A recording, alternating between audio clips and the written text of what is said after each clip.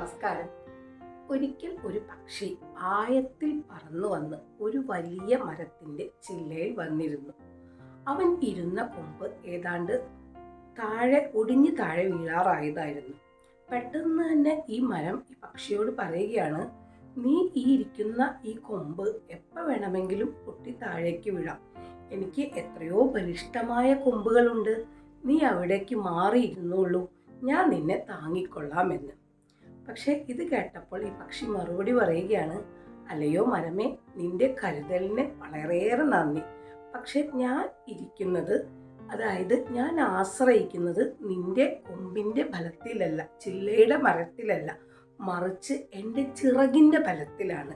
നിന്റെ ചില്ല ഒടിഞ്ഞു വീണാലും എൻ്റെ ചിറകെന്നെ താങ്ങിക്കൊള്ളൂ. ആ ചിറകിൻ്റെ ബലത്തിൽ ഞാൻ പിന്നീട് കുതിച്ച് ഉയരങ്ങളിലേക്ക് പറന്നുയരും എന്ന്. ഇത് കേട്ടപ്പോൾ ഈ മരത്തിന് വല്ലാത്തൊരു സന്തോഷം തോന്നി. അവൻ ഈ പക്ഷിയെ നോക്കി പുഞ്ചിരിച്ചു. പ്രിയമുള്ളവരെ, നമ്മളിൽ എത്ര പേർക്ക് ഇതുപോലെ പറയാൻ സാധിക്കും? ആത്മവിശ്വാസത്തോടു കൂടി പറയാൻ സാധിക്കും, എനിക്ക് എത്രയൊക്കെ ബുദ്ധിമുട്ടുകൾ വന്നാലും അല്ലെങ്കിൽ എൻ്റെ പ്രതിസന്ധികളിൽ എനിക്ക് എൻ്റെ കൂടെ നിൽക്കാൻ എൻ്റെ ജീവിത പങ്കാളിയുണ്ട്, എൻ്റെ മക്കളുണ്ട്, എൻ്റെ മാതാപിതാക്കളുണ്ട്, എൻ്റെ സുഹൃത്തുക്കൾ ഉണ്ട് എന്നൊക്കെ. ഇതുപോലെ തന്നെ നമ്മൾ എത്ര പേർക്ക് മറ്റുള്ളവർക്ക് ഇതുപോലെ ചുറ്റുമുള്ളവർക്ക് ഒരു കരുത്താകാൻ, ഒരു ആശ്വാസവാക്ക് പകർന്നു കൊടുക്കാൻ സാധിക്കുന്നുണ്ട്.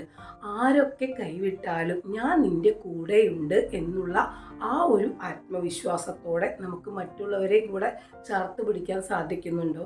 ഈ പക്ഷി പറയുന്നത് പോലെ തൻ്റെ ചിറകുകളിൽ ആശ്രയിക്കുന്ന ഈ പക്ഷിയെ, കുഞ്ഞു പക്ഷിയെ പോലെ മറ്റുള്ളവർക്ക് ആത്മവിശ്വാസം പകർന്നു കൊടുക്കുവാൻ, എനിക്ക് എന്തൊക്കെ ബുദ്ധിമുട്ടുകൾ വന്നാലും എൻ്റെ കുടുംബം എന്നെ താങ്ങിക്കൊള്ളും, ഇപ്പോഴുള്ള എൻ്റെ ജോലി പോയാലും എൻ്റെ കുടുംബം എന്നെ കരുതിക്കൊള്ളും, എനിക്ക് എത്ര മാരകമായ അസുഖം വന്നാലും എൻ്റെ ജീവിത പങ്കാളി എന്നെ താങ്ങിക്കൊള്ളും എന്നുള്ള ആ ഉറച്ച വിശ്വാസം നമുക്കുണ്ടോ എന്ന് നമുക്ക് ചിന്തിക്കാം ഈ തരുണത്തിൽ.